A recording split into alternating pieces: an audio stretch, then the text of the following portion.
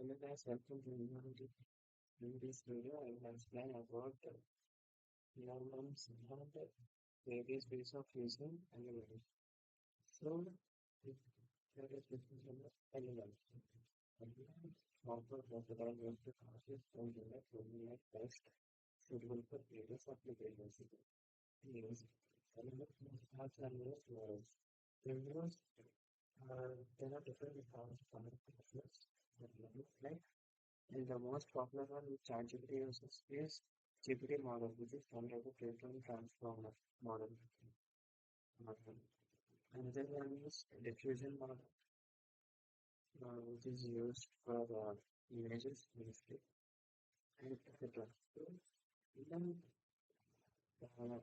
this neural is like a large neural network on a specific architecture, which is trained on large amounts of data, and it will generate uh, no prompt or answer for a question. You can interact with them through user-friendly web system because then like you will be able. So the first way of using LLMs is through web or app interfaces. Like this is Grok here and I'm using this in a web interface. I asked this LLM a prompt, right?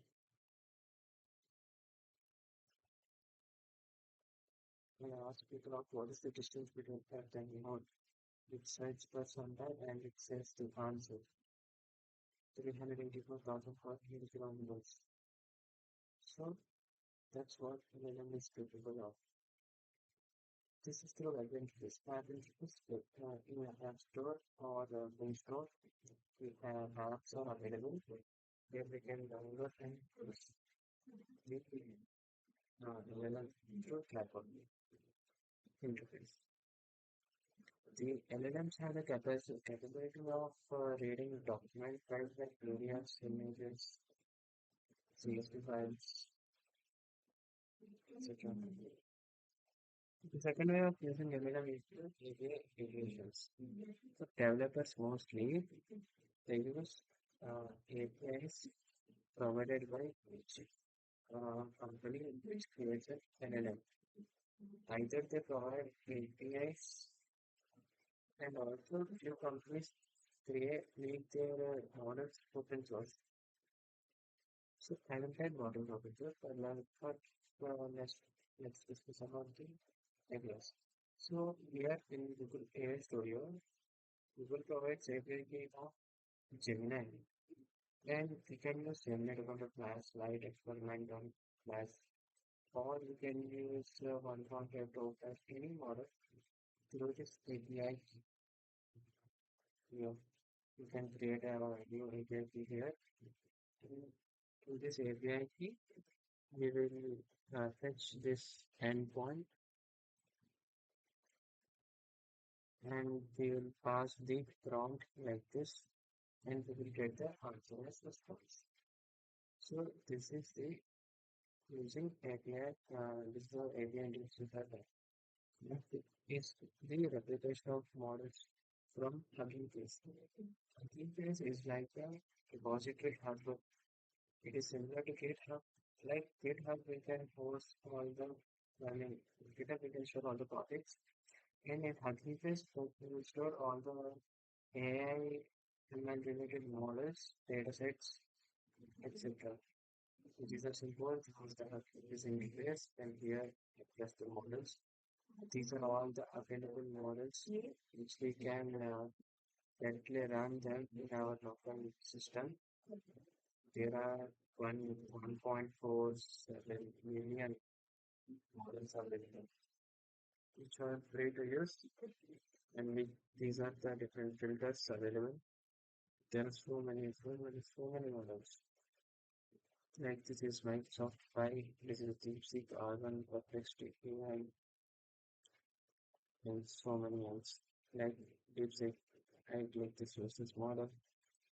And our transformers is a Python library provided by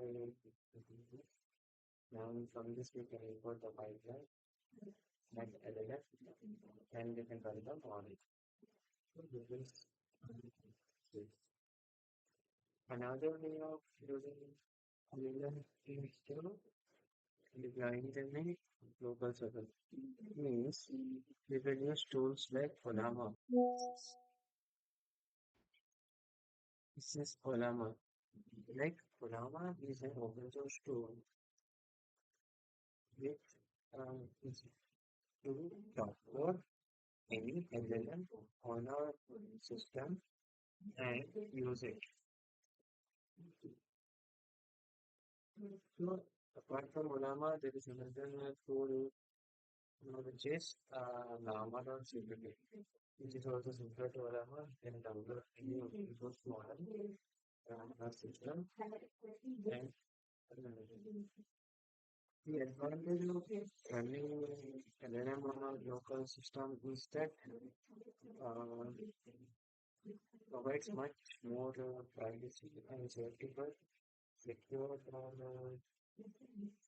confidential data, like it won't be leaked anywhere, it runs offline.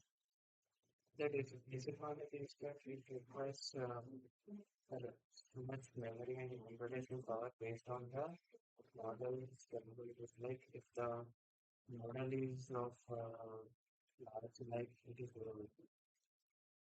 billions of parameters model means it requires more computational power and memory. GPU is must, but if we don't have that much high spec system, then we can use smaller models which are of millions or 1 billion parameters. But often their responses are not satisfactory. That's the only thing with Microsoft. Another way to experiment with LLMs is RAG, Retrieval Augmented Generation. RAG is a concept, like it is an architecture used with LLMs. The main benefit of using RAG is that, for example, the LLM is any LLM is trained on large datasets and so much data. So LLM provides mostly centralized data for any specific niche related question. So what RAG helps is that if a company like let's say NASA, if NASA uses an LLM uh, and NASA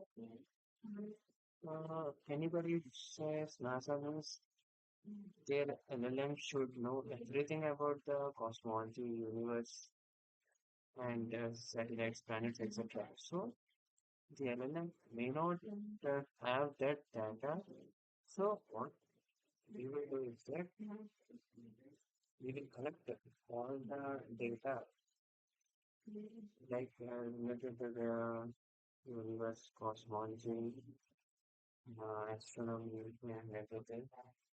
We collect the whole data, put them in the database, and store them in a vectorized database. So here, this is the database, also known as knowledge base, where our whole data regarding a specific niche is stored. The documents are, I mean, the data is converted into very smaller and stored in a vector database. And LLM, if user asks a specific question regarding any, let's say, galaxies, then the user query is first sent to the embedding model and retriever model is attached to the vector database which searches for the related context in the vector database for the user query.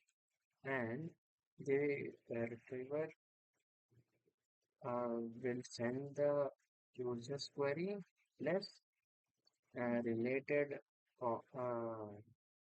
information in the vector database as context to the LLM so that LLM will generate response more precise, accurate, and relevant to the user query.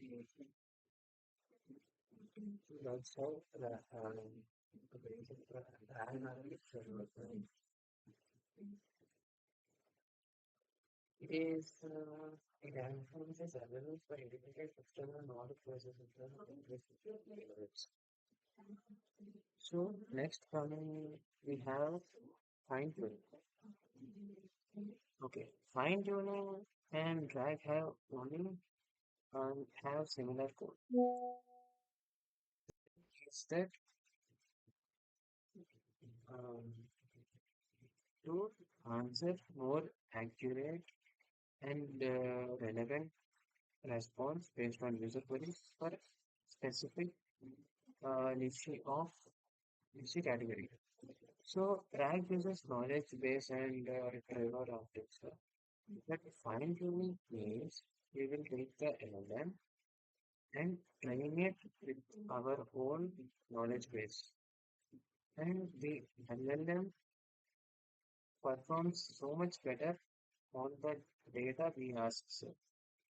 But the major difference between fine tuning and RAG is that fine tuning it is so much costlier as training an LLM with so many parameters. Our data is costlier as just cloud infrastructure with GPS and GPS. Whereas RAG is so much, very much cost efficient. As there is no need to train the model or anything, you just need to gather a knowledge base and make it into vector database. You just use it. It's very cost efficient. And next extraordinary concept related to LLM is AI agent. AI agents is nothing but automating tasks on online using LLMs. Means this raw AI utilizes web agents to search the internet for the web pages content level to my prompt. Here, I ask this ask the question listen to the afternoon. I use deep search. My search resume picture for this problem. Which what this internet research uses when agent to search for pages on the internet which are relevant to my prompt. If my prompt is written at this prompt is what is the difference between first and third. And it search 10 web pages which are similar to distance between earth and moon. And it gave me answer, correct answer. So this is an example of AI agent which is a web agent. Another example of AI agent is the data agent. You go to Amazon and search for a specific product, add the product to the cart, book the items in the cart, make the payment. So this whole process can be automated using AI agent. That agent is known as a task specific agent. Like that, AI agents leverage LLMs for autonomous task execution, acting as virtual assistants. That's next, base model usage. Base model usage is nothing but we will create a neural network, use the architecture, and we will create our own LLM from scratch. We can do this in Python, but we need to collect so lots and lots of data, take all the necessary measures and all the mathematical uh, it's like creating different etc. and specify them manually to train our own LLM and use it. It is very much costlier, but it's a good experience. So that's it for this video.